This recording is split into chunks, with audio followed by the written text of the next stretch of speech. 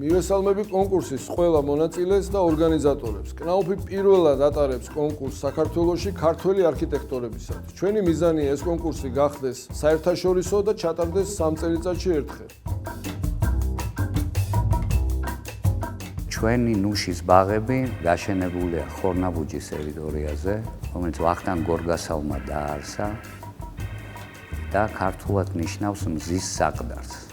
მზის საყდარი და ნუში, რომელიც ვარდისებრთა ჯიშია, ერთმანეთის მონათესავეა. ვარდისებრი ყოველთვის მზესთან არის ახლოს და აი ამ კონცეფციაში, ანუ მზე, ვარდი, ხელოვნება, კავკასია, თუ აი ამის კონცენტრაცია მოხდება, მაშინ ჩავთვლით, რომ ჩვენი მხრიდან ეს პროექტი წარმატებული იქნება.